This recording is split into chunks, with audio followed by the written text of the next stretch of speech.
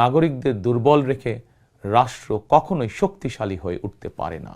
একটি প্রাণের সমাপ্তির মধ্যে দিয়ে একটি পরিবারের স্বপ্ন ও সম্ভাবনা, আশা আকাঙ্ক্ষারও মৃত্যু ঘটে। এই মানুষগুলো কেন এমন অকাতরে জীবন দিয়েছিলেন? কি ছিল তাদের চাওয়া? কোনো কিছু দিয়েই মৃত্যুর প্রতিদান হয় না। তাহলে কি এত প্রাণের বিসর্জন বৃথা হয়ে যাবে? না, অবশ্যই বৃথা যেতে দিতে পারি না।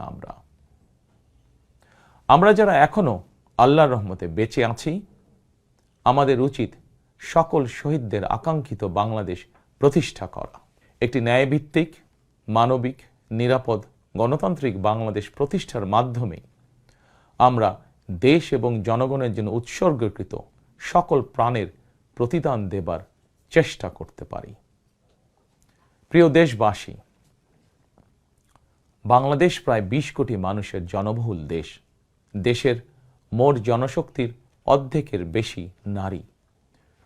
জনসংখ্যার 4 কোটির বেশি তারুণ্য, 5 কোটির বেশি শিশু, 40 লাখের বেশি প্রতিবন্ধী মানুষ, কোটি কোটি শ্রমিক, কৃষক। এই সকল শ্রেণী পেশার মানুষের আকাঙ্ক্ষা বাস্তবায়ন করতে ব্যর্থ হলে শেষ পর্যন্ত খোদ রাষ্ট্রযন্ত্রই দুর্বল হয়ে পড়বে। নাগরিকদের দুর্বল রেখে রাষ্ট্র কখনোই শক্তিশালী হয়ে উঠতে পারে না।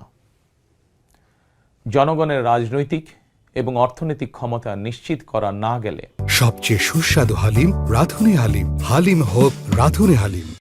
দেশে ডেমোক্রেসি, ডেভেলপমেন্ট কিংবা ডিসেন্ট্রালাইজেশন কোনো কিছুরই টেকসই হবে না। আমি মনে করি জনগণের রাজনৈতিক ক্ষমতায়নের পূর্ব শর্ত নাগরিকদের সরাসরি ভোটের অধিকার প্রয়োগের মাধ্যমে স্থানীয় পরিষদের মেম্বার থেকে শুরু করে জাতীয় সংসদ সদস্য পর্যন্ত প্রতিনিধি নির্বাচনের ক্ষমতা অর্জন।